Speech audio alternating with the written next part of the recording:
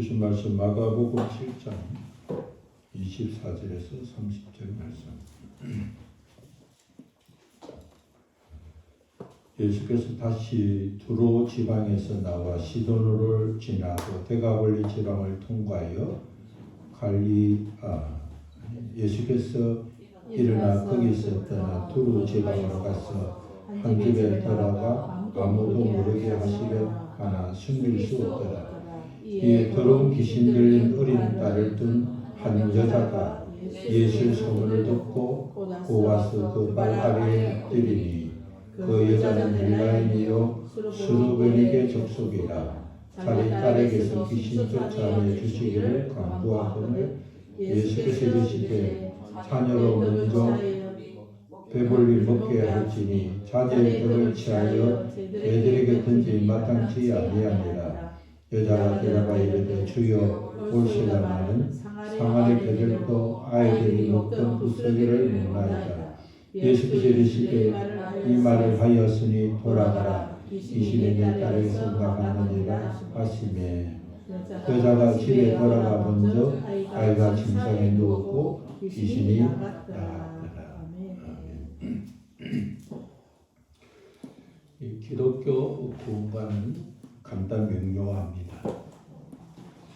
어떤 사람이든지 자기가 주인되어 살아온 죄를 회개하고 예수님을 나의 구원자로, 나의 하나님으로, 나의 주인으로 모시면 하나님의 자녀가 되고 하나님의 나라의 백성이 되는 것입니다. 이렇게 간단 명료한 구원관을 가지고 있음에도 불구하고 그리스도인이라고 하면서도 예수를 믿는다고 해서 다 구원받은 것이 아니다. 또 여기에 있는 사람들 중에 구원받은 사람도 있고 구원받지 못한 사람도 있다 라는 말을 들을 때가 있습니다. 우리가 그 말을 들었을 때에 아니다. 나는 구원받은 것이 분명하고 나는 하나님의 자녀이고 나는 지금 하나님 나라에 살고 있다 라고 신앙을 고백하는 사람이 있는가 하면 또 어떤 경우는 나는 정말 구원받은 사람일까 하고 흔들릴 때도 있습니다. 어떤 사람이 보아도 믿음이 좋은 사람이 있습니다. 말과 행실이 정말 신앙인이라면 저렇게 살아야지 하고 모범이 되는 사람이 있습니다. 또 어떤 사람은 그리스도인이라고 하면서도 저렇게 약해 보일 수 있나 하는 사람도 있습니다. 그러나 하나님은 언제나 우리의 중심을 보시고 사람들은 언제나 우리의 외모를 먼저 보기 때문에 우리가 하나님과 사람 앞에 사는 자들은 사람 앞에서는 외적으로 잘 보여야 되고 또 하나님 앞에 살기 때문에 중심이 바로 서야 하는 겁니다. 인생에 살면서 하나님만 아시면 된다고 중심만 하나님만 향할 수 있는 것은 아닙니다. 하나님은 중심만 보시는 것이 아니고 중심을 먼저 보시는 것입니다. 우리의 삶의 형태와 방식을 통해서 우리는 사람들 앞에 하나님을 어떻게 모시는가를 보여주는 자고 또 하나님 앞에서 사람들과 관계에서 어떻게 사는고 있는지를 보여주는 자들이기 때문에 우리가 하나님과 사람 앞에 몸과 마음을 깨끗이 하는 것이 중요합니다. 그러니까 예수 믿는 사람으로 인정받고 살면 그것이 바로 전도지가 되고 그것이 바로 진정한 전도자가 되고 그것이 바로 그리스도인으로서 누릴 수 있는 축복을 누리게 되는 겁니다. 찬송가 305장 나 같은 죄 살리신 찬송은 우리 그리스도인이 즐겨 부르는 찬양입니다. 이 찬양은 영국의 존 뉴턴 목사가 작사했는데 이 존 뉴턴 목사가 내가 천국에 가면 아마 3가지 문제 때문에 내가 놀랄 것이라고 말을 했습니다. 첫째는 천국에 가면 반드시 만나야 될 사람을 만날 수 없을 때 내가 놀랄 것이고 둘째는 저분은 천국에는 없을 거야 생각했는데 천국에 있는 것을 보고 놀래고 셋째는 내가 천국에 있다는 사실을 알게 되므로 내가 놀라게 될 것이라고 말을 했습니다. 이 말은 우리가 자주 쓰는 말입니다. 그 말이 시작이 누가 한지는 우리가 잘 알지 못했지만 그러나 천국 가면 만날 사람 없어서 놀래고 만나지 않을 것이라고 생각했던 사람 보고 놀래고 또 내가 정말 천국에 왔다는 사실에 놀라게 된다는 말을 합니다. 현대 사회를 살아가면서 현금보다 이제 카드를 사용하는 것이 이제 보편화되어 있습니다. 그래서 어떤 것을 결제할 때 카드를 쓰든지 카드가 내장된 휴대폰을 통해서 결제를 합니다. 우리가 이 카드를 사용할 때 카드가 카드답게 사용하려면 잔고가 있어야 되고 또 한도가 초과되지 않아야 됩니다. 저도 어떤 경우에 그 카드를 쓸 때 결제가 빨리 안 되면 한도가 초과됐나 아니면 잔고가 없어서 그러나 하고 당황할 때가 있습니다. 우리가 한도를 초과하고 또 잔고가 바닥이 나지 않기 위해서는 관리가 잘 돼야 되죠. 자금 관리는 건강 관리만큼 중요합니다. 노년을 살아가면서 또 이 시대를 살아가면서 수입과 지출에 대한 차이 또 앞으로 내다보는 견문 여러 가지를 종합으로 생각하지 않고 살면 현재와 미래가 흔들릴 수밖에 없습니다. 그러나 현재와 미래를 흔드는 것은 이 자금관리, 건강관리만 중요한 것이 아니라 그보다 더 중요한 것이 우리의 믿음입니다. 믿음은 하나님 주신 선물이지만 이 선물은 잘 지켜야 되고 잘 키워야 하는 겁니다. 우리가 어떤 것이라도 받은 그대로 소유하는 것이 아니라 받은 것을 가지고 잘 관리하고 키우는 것이 하나님의 주신 축복을 누리는 것이고 그것을 복음 받은 자의 증거가 되는 것입니다. 어떤 것이 그대로 두고 있으면 받은 것보다 작아지든지 적어지기 마련입니다. 그대로 가만히 두면 받은 것 실제보다 퇴보하는 것이 실상인 것입니다. 그렇기 때문에 우리가 받은 것으로 끝나지 않고 받은 것을 가지고 잘 관리하고 또 보관하고 성장하고 키우는 것은 이 세상에 있는 어떤 존재만 아니라 믿음 또한 그런 것입니다. 믿음을 가질 수 없는 환경과 조건 속에서도 믿음을 가지는 사람이 있고 믿음을 가질 수 있는 좋은 조건이 있으면서도 흔들리는 사람이 있습니다. 고난과 한란과 어려움과 역경이 생기면 그 역경 속에서 이기고 전진하고 도전하는 것을 보면 저 사람 믿음이 없는 사람이구나 생각했는데 믿음이 있고 또 믿음의 사람이구나 했는데도 절망과 낙심을 볼 땐 믿음이 없이 흔들리는 사람이 있습니다. 예수님 주위에서 가장 믿음 있는 사람이라고 한다면 누구겠습니까? 그것은 12명의 제자들입니다. 12명의 제자들은 자기들이 자원해서 제자가 되지 않았습니다. 예수님께서 그들을 부르셨습니다. 예수님께서 그들을 부르실 때 그들은 예수 그리스도의 제자가 되기 위해서 그가 가지고 있는 직업을 버려야 했고 그가 갖고 있는 삶의 터전을 버려야 했습니다. 그들이 예수님을 만나기 전까지 가장 귀했고 가장 소중했고 가장 가치를 여겼던 것을 버리고 예수 그리스도의 제자가 되었습니다. 그 중에서도 베드로와 야고보와 요한은 이 세 명은 또 특별히 예수님의 사랑과 또 특별한 경험한 제자들이었습니다. 근데 예수님께서는 그 12명의 제자들 또 심지어 3명의 제자들에게도 믿음이 좋다고 칭찬하지 않았습니다. 그것은 예수님의 제자들에게 향한 믿음의 분량도 다른 것이지만 예수님은 말씀을 가르칠 때 그 말씀을 무리들과 함께 제자들 역시도 말씀을 깨닫지 못하고 그래서 제자들이 예수님께 주님 왜 그런 비유를 하셨습니까? 라고 물었을 때 아직도 깨닫지 못했느냐고 여러 번 책망했음을 우리가 마태, 마가복음을 통해서 계속해서 우리가 보아왔던 사건들입니다. 예수님께서 제자들이 배를 타고 가다가 풍랑을 만나서 죽게 되었을 때 예수님 무리로 걸어온 사건을 우리는 기억하고 있습니다. 그때 믿음이 적극적이었던 베드로가 주님이시라면 나를 무리로 오라고 말씀해 주시옵소서라고 하실 때 주님이 베드로의 간청을 듣고 오라 그럴 때 베드로가 무리를 걷게 됩니다.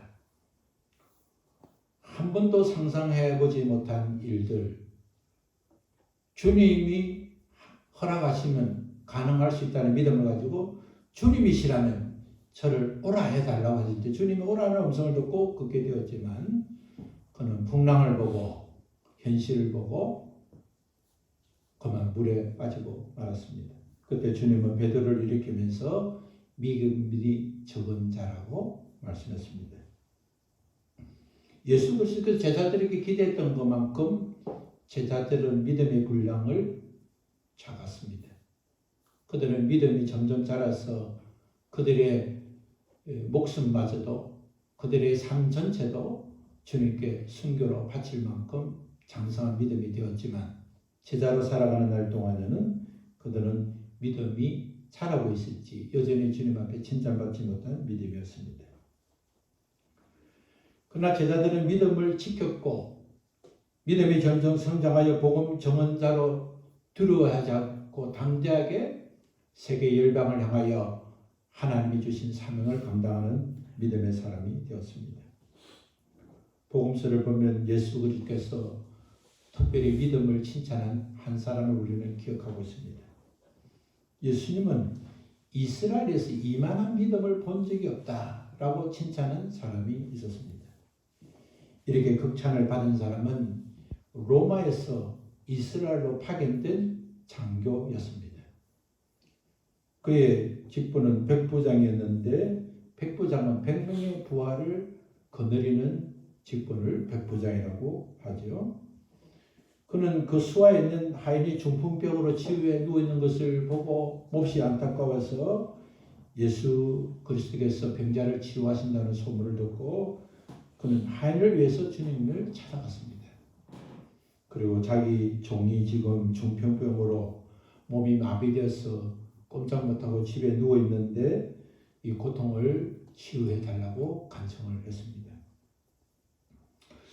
주님께서 그 사람을 얼마나 대견하겠습니까? 로마의 장교가 자기 부하가 아닌 그 집 하인인데 중풍병으로 일을 하기 위해서 사람을 데렸는데 일을 하지 없으면 그냥 계약을 해지게 하든지 집으로 보내든지 그렇게 아니면 집에 살게 해주는 것보다 대단한 일인데 자기가 직접 그 하인을 위해서 중풍병을 고쳐달라고 주님께 찾아온 것을 보면 기특하고 칭찬받을 만하지 않습니까? 우리가 남의 일을 자기 일처럼 그렇게 생각하는 것은 상대적일 수 있죠. 만약에 이 하인이 주인에게 늘 마음의 근심을 주고 맡긴 일을 잘하지 않고 문제를 삼았다면 당연히 앓을 병을 앓았다 하겠지만 그러나 주인이 볼 때 참 병만 들지 않았으면 충성스러운 나의 사람으로 일할 사람인데 병만 고쳐주면 훨씬 더 유능했을 건데 하는 것도 있지 않았겠습니까? 아무튼 그 백부장이 예수님께 찾아가서 이 하인을 고쳐달랄 때 예수님은 그 백부장의 중심을 보시고 내가 가서 고쳐주겠다고 말씀했습니다. 말씀하셨습니다. 그런데 중풍병을 알을 듣고 고침받게 할 백부장은 그럴 필요가 없습니다. 제가 어떻게 주님을 감히 우리 집에 모시겠습니까? 그냥 여기서 그냥 말씀만 하시면 하인이 낫겠습니다.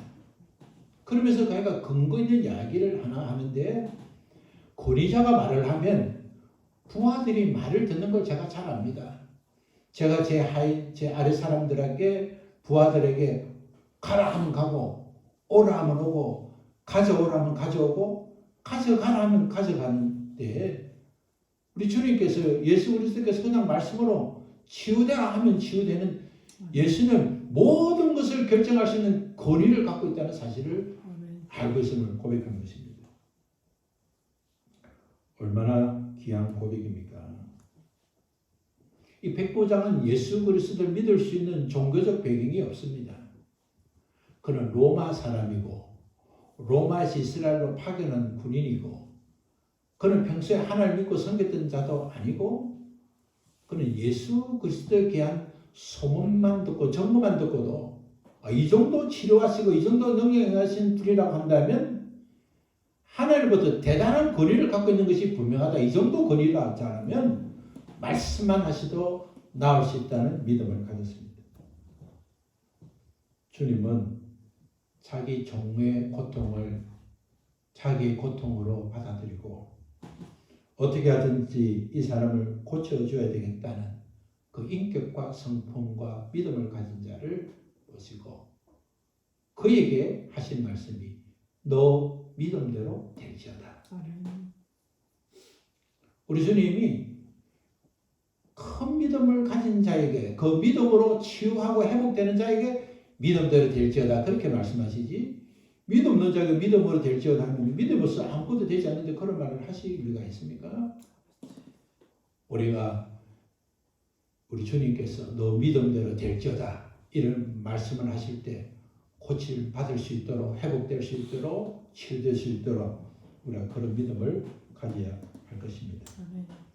오늘 본문에 기록된 여자는 그리스 사람이고 민족으로 보면 수르보니게 사람인 것을 기록하고 있습니다.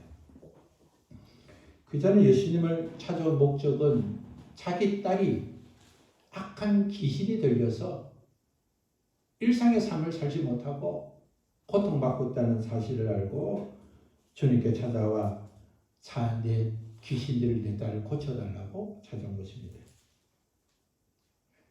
예수님은 그 여자가 이렇게 간청한 말씀을 들었지만 먼저 자녀들을 배불리 먹어야 하고 자녀가 먹을 빵을 개들에게 던져주는 것이 합당하지 않다. 그렇게 말씀했습니다. 이 여자는 예수님이 하신 말씀이 어떤 말씀인지 알아들었습니다. 깨달았습니다. 우리가 어떤 말을 할 때 그 말을 왜 하는지 그 말의 목적이 무엇인지 깨달으면 그것이 소통이 되는 것 아닙니까? 소통이 돼야 교통이 되고 교통이 돼야 형통이 되고 모든 것은 막힘이 풀려져야 건강도 막혀서 건강하지 못하는 거고 혈과 기가 잘 통하지 못해서 병이 생긴 것이 인간관계도 소통이 생기지 않으면 관계가 나빠지고 또 하나님과의 관계도 소통되지 않으면 형통이 되지 못하는 것입니다. 이 자는 예수님께서 왜 이렇게 거절하고 마음 아프고 그런 고통스러운 말씀을 하는지를 알아들었습니다. 깨달았습니다. 그 여자는 예수께서 하시는 말씀을 듣고 옳습니다. 그러나 상 밑에 있는 개들도 아이들이 먹던 빵 부스러기를 먹지 않습니까? 저는 그 부스러기라도 먹으면 좋겠다고 대답을 했습니다. 예수께서는 그 여자에게 돌아가라. 귀신이 내 딸에서 나갔느니라. 깨달은 자에게 주시는 말씀을 해주신 것입니다. 그 자는 예수 그리스도의 말씀을 듣고 그 믿음으로 집으로 돌아왔습니다. 돌아오니까 이 아이가 침상에 누워있지만 귀신은 떠난 상태였음을 기록하고 있습니다. 오늘 본문을 시작하면서 예수께서 두로와 시돈 경계에 가신 곳 그리고 공개적으로 사역하기 위해서 가신 것이 아닌 것을 말씀하고 있습니다. 24절에 보면 예수께서 일어나서 그 길을 떠나 두루 지방으로 가서 한 집에 들어가 아무도 모르게 하시려 하나 숨길 수 없더라.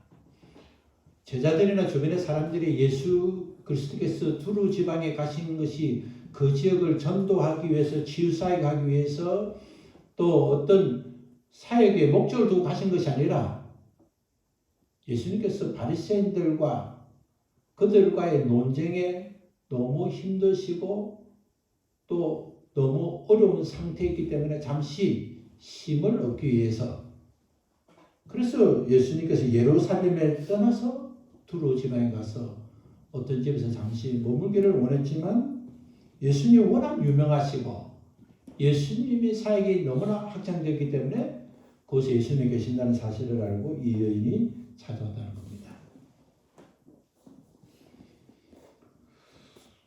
주님은 귀신들의 딸을 고쳐주기 위해서 거기서 간 것이 아닙니다. 주님은 심을 위해서 가신 것입니다.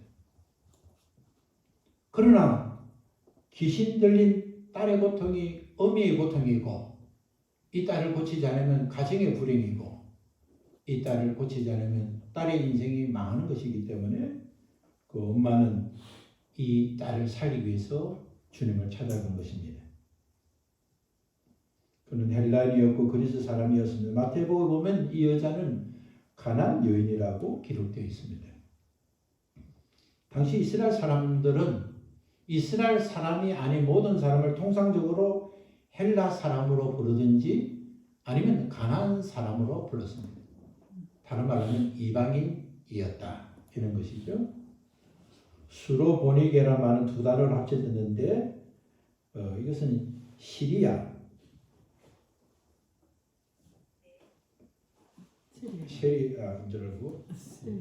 시리아와 베니게를 합친 말이 수로베니게입니다.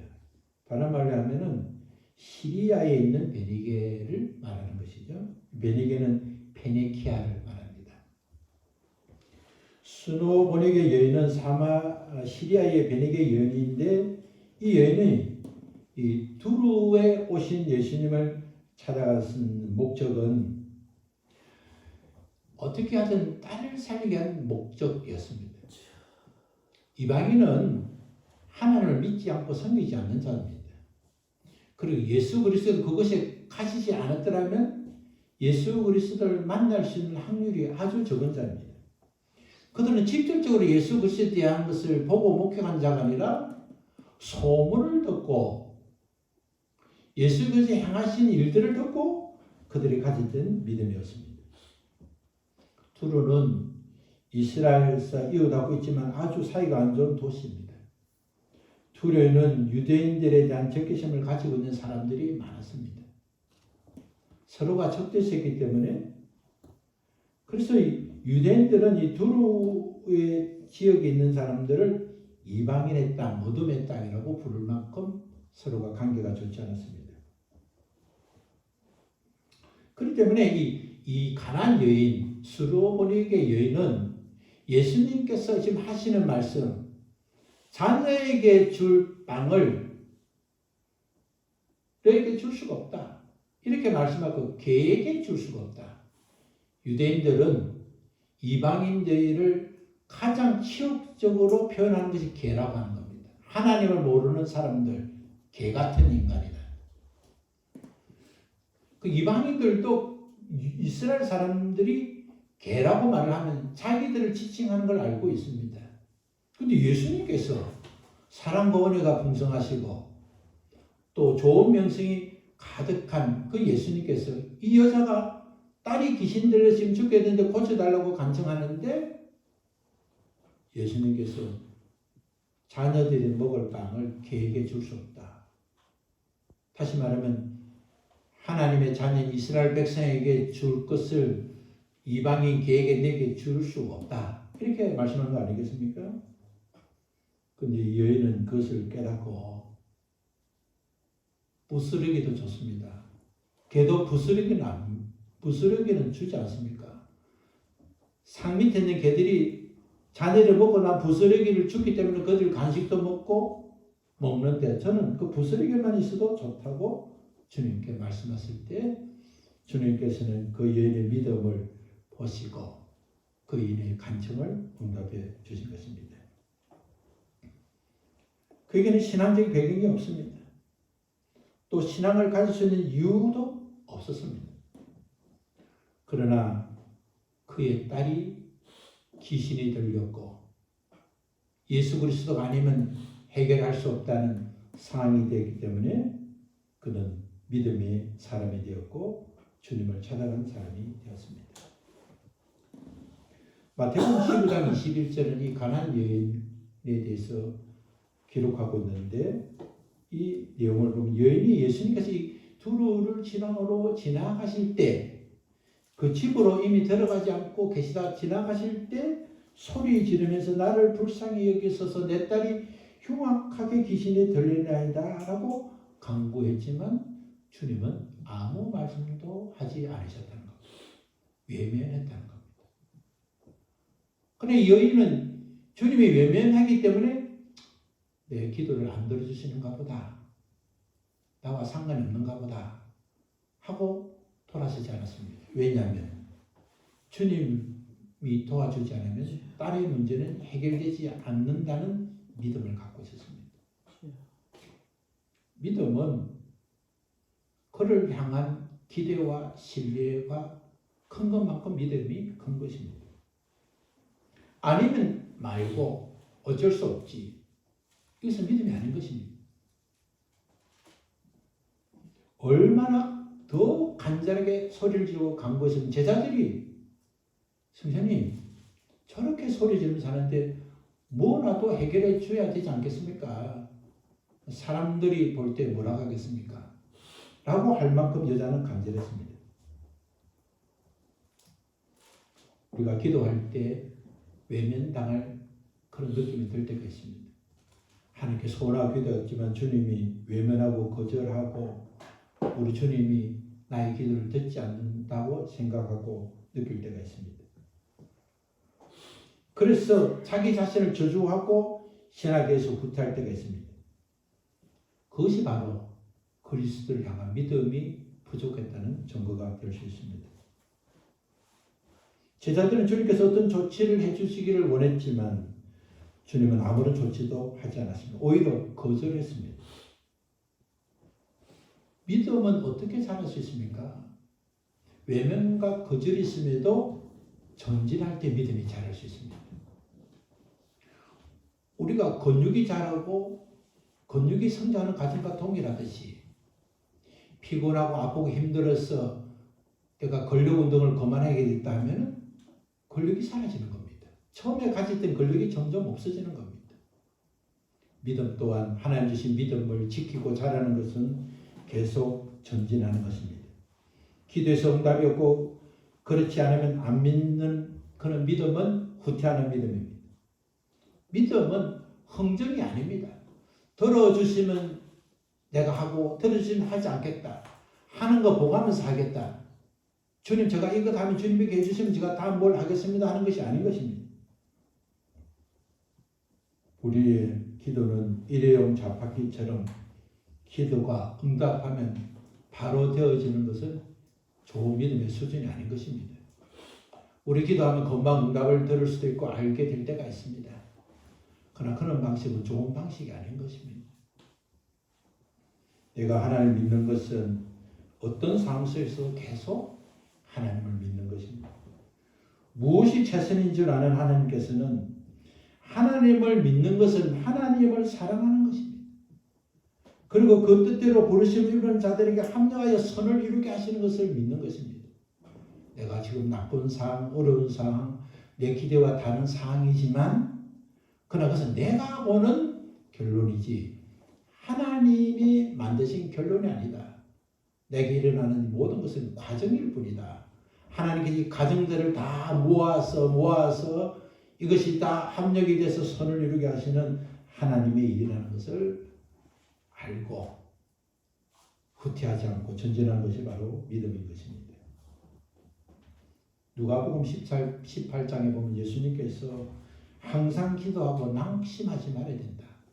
기도는 항상 해야 되고 또 기도했다면 낙심하지 말아야 된다 하면서 비유로 말씀하셨는데 그 비유가 어떤 비유입니까?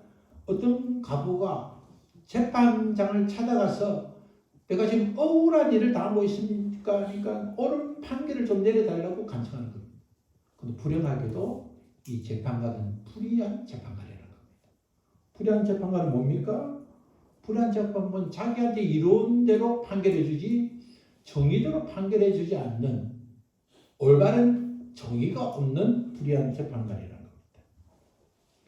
그렇기 때문에 이 여인이 찾아가서 아무리 말해도 뒷배가 없고 억울한 일을 당할 만큼 연약한 가부가 내가 뭐 해줄래도 이 재판장이 해줄 리가 없다고 포기할 수 있을 수밖에 없음에도 불구하고 이 가부가 계속 찾아가지고 내 문제를 해결해 줘야 돼. 계속 간청하니까 이 재판관이 피곤해서 이 여자 말을 들어주지 않으면 도저히 자기가 살 수 없기 때문에 힘들어서 그 여자 요구를 들어줬다는 것을 비유로 하시면서 예수님께서 이 불의한 재판관의 행동을 한번 봐라 하시면서 하물며 하나님께서 그 택하신 자의 밤낮 부르는 자의 원한을 들어주지 아니하시겠냐고 말씀했습니다.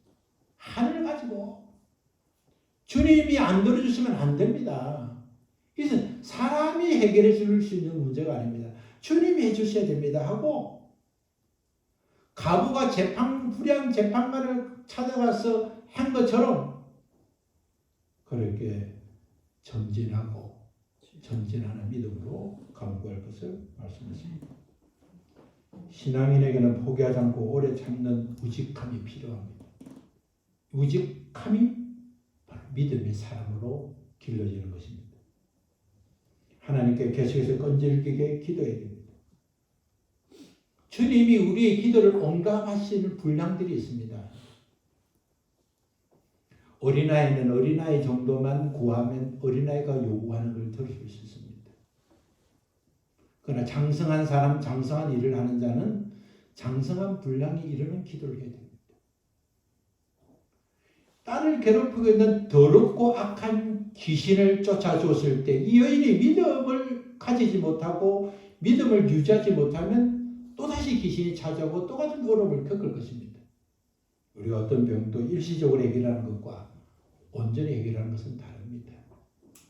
잠시 내 문제를 해결하는 것과 근원적인 문제를 해결하는 것은 다른 것입니다. 수로보니게 여인을 우리 주님이 온전한 믿음을 주시기 위해서 주님은 이 여인의 말을 거절하고 외면하고 모욕이라는 단계를 통해서 이 여인을 믿음이 자라도록 인도해 주신 것입니다. 주님의 진정한 어도를 파악하면 왜 주님께서 냉소적인 거절을 하셨을까? 왜 주님께서 나에게 이러한 환경을 허락하셨을까? 이것을 깨달을 수 있어야 하는 것입니다. 이 여인은 주님께서 자기의 간청을 외면하고 거절하고 모욕할 때 주님께서 왜 그렇게 하시는 것을 깨닫고 주님, 저는 온전한 빵을 원치 않습니다. 저는 자녀를 먹는 빵을 먹을 조건도 없습니다. 다만 주님 푸스르기라도 주시면 그것으로 충분합니다는 믿음의 사람이 된 것입니다.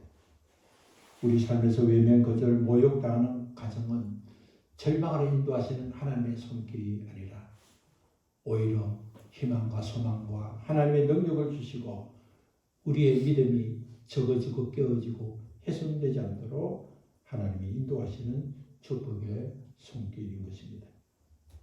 어려움을 당할 때, 감당할 수 없는 시련을 당할 때 내가 살아온 삶의 흔적을 발견하고 또 회개하고 겸손하게 나아갈 때 주님께서는 더 크신 은혜로 우리를 회복시켜 주실 것입니다.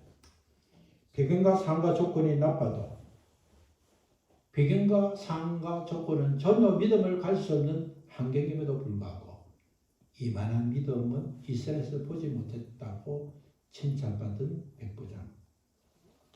배경과 상황이 나빠서 도저히 하나님께 쓰임받고 응답받을 수 없는 조건에 이방의 여인이었지만 여인은 전진하고 전진하는 그 믿음으로 축복의 사람이 되었습니다. 당시 이스라엘 남자들 아침에 일어나면 세 가지 기도를 했는데 하나는 하나님 저를 하나님의 백성으로 태어나게 해준 거 감사합니다. 이스라엘 백성이 된 거 감사하고 두 번째는 남자로 태어난 걸 감사했습니다. 그만큼 여자의 존재는 아무것도 아니었습니다. 그는 구원받은 것이 감사하고 이스라엘 민족이 된 것은 감사하고 남자로 태어난 것도 감사하지만 여자로 태어나지 않은 것이 감사할 만큼 여자는 사람 숫자에 포함되지 않는 시대에 살았던 여인입니다. 오늘 스루베겐 여인은 이스라엘 여인이 아닌, 그것도 이스라엘 여인조차도 개처럼 취급하는 이방인의 여인이었지만 그 많은 사람들의 부끄러움을 모면하고 엎드려서 딸의 나음을 위해서 치유됨에서 기도하고 간구했지만 외면하고 거절하고 치욕적인 말을 들었음에도 불구하고 부스러기 그것만이라도 충분합니다는 믿음을 가질 때 그의 모든 문제가 해결되고 고침받았지. 우리 또 부스러기 믿음이라도 그 믿음을 붙들고 나아가면 주께서 우리에게 은혜를 베푸시고 그 믿음을 통해서 더 큰 믿음으로 장성하도록 이번 한 주간 또 믿음의 사람이 되기 위해서 우리에게 외면과 거절과 어려운 상황과 나쁜 상황에 타협하지 않고 날마다 전진하는 우리 모두 되시기를 예수 그리스도 이름으로 축원합니다. 우리 함께 나서 찬송하겠습니다.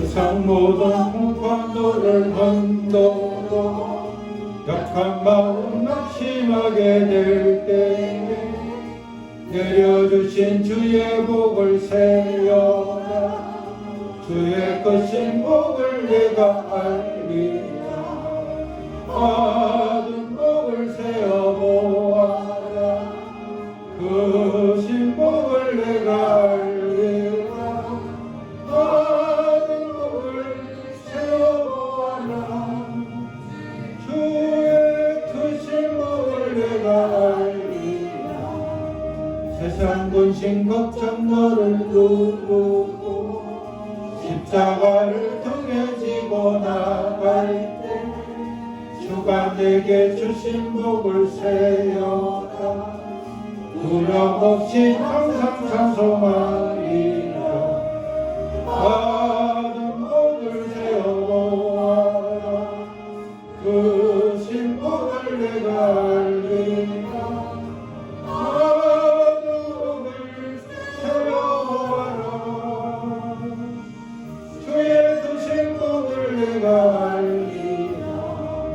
세상 권세 너의 앞길 막을 때 주만 믿고 낙심하지 말아라 천사들이 너를 보호하리 염려 없이 앞만 보고 나가라 받은 복을 세어보아라 크신 복을 내가 알리라